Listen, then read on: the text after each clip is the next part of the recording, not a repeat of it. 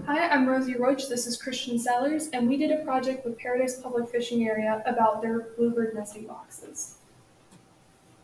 The overall goals for our project were to repair and replace nesting boxes as were needed. We were given instruction on what counted as a nesting box that needed replaced or repairing.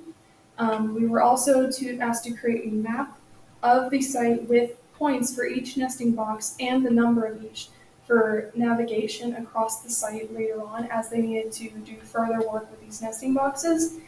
And finally, we were asked to create a sign design that would allow the public to understand and know what these boxes were that Paradise Public Fishing Area could then make into actual signs to post with them.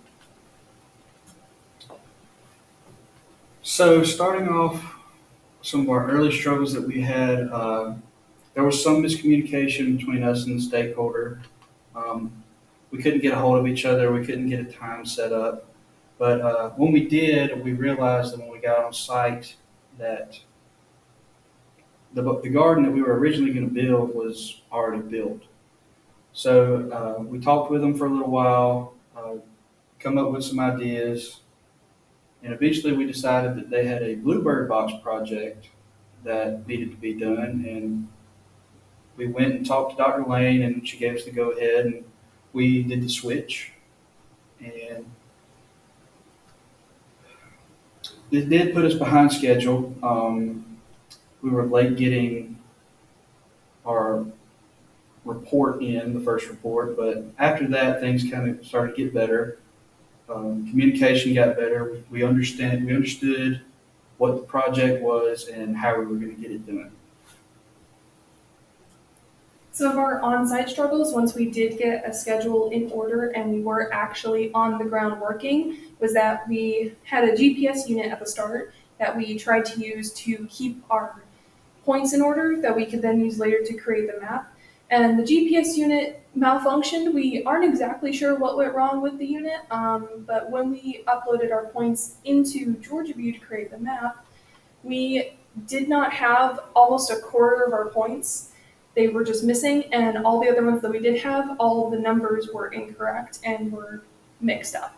We also had issues with scheduling, as stated earlier, where we had multiple points where weather, illness, and our stakeholder not being in his office that day meant that we had to reschedule certain work days, and we overall just had a little bit of a struggle with really finding good days and times to be able to get there and get more than like half an hour of work in at a time. We also had an issue with a flying squirrel where we had a single box that had a flying squirrel in it more than one occasion. Poor Christian almost got his face run on by the poor thing, but we were able to flush it out eventually, both times safely, and be able to do our work and leave it alone. And then finally, we had an issue with certain tools. We were provided tools by Paradise Public Fishing Area to cut costs. And with some of these tools, we had boxes that were placed on wooden posts and ones that were on metal posts. And the ones that were on metal posts did not have the same kind of screws as the ones on the wooden posts. And so we couldn't really do anything to change those as needed. For the most part, those boxes were good and did not need repair or replacement. But we did really struggle certain times with kind of deciding what to do about those. So, these are some of the solutions that we had. First of all, we had good and constant communication, of course, after we got our start. Uh, it allowed us to change our project in a matter of days. We we kept on top of our limited chances of work, like Rosie said. Weather, I got sick. Most of the people were not there sometimes. So there was one day where I had to use my personal vehicle to get around Paradise because Mr. Dean was not there to allow us to use the Ranger to drive around, which was quite helpful overall.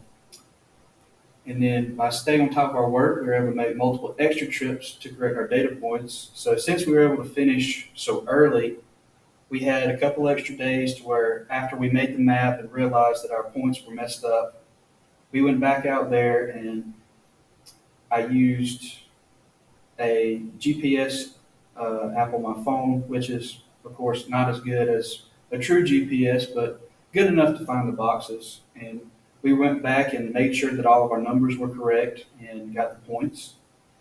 And there were some boxes that were not on the original map we were given. We found some, and then there were also some that we didn't end up finding, and those were emailed to us. We got the points and the correct tags and put them on there. And then also, of course, Rosie being wildlife major, it helped a lot because we were able to identify certain things, and then especially handling that flying squirrel, of course, was pretty important because we didn't want to hurt the little guy. But other than that, I'd say it was pretty good.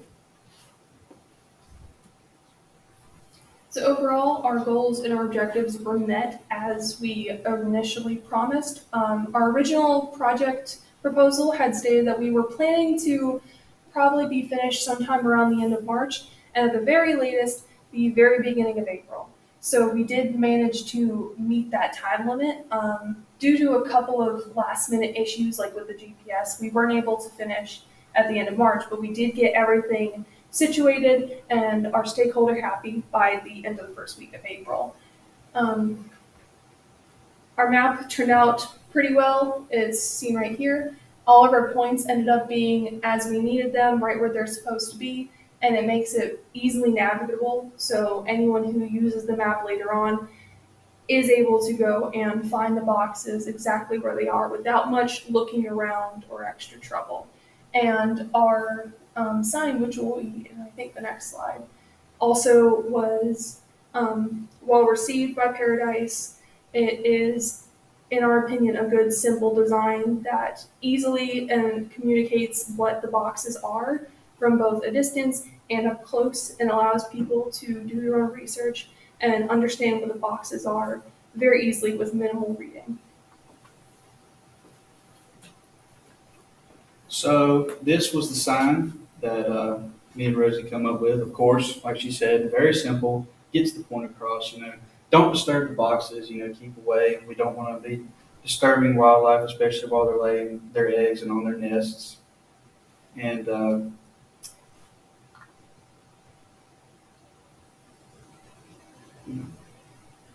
Overall, we had a really good time with this project. It had several hiccups. We did start off a bit behind simply because of our communication issues early on with understanding what needed to be done and what was already done at Paradise. But we were able to overcome these issues with good communication with our stakeholder and just in general making sure we didn't procrastinate and just slack off when it came to actually getting out and getting our work done, which did help us in the end. We had issues with our GPS. If we didn't have those extra days beforehand, we likely would not have been able to go out and redo our points and get it done on time. So keeping on top of our work really helped us to end up not finishing late or finishing with an unsatisfactory product. that's it. All right, that's it for us.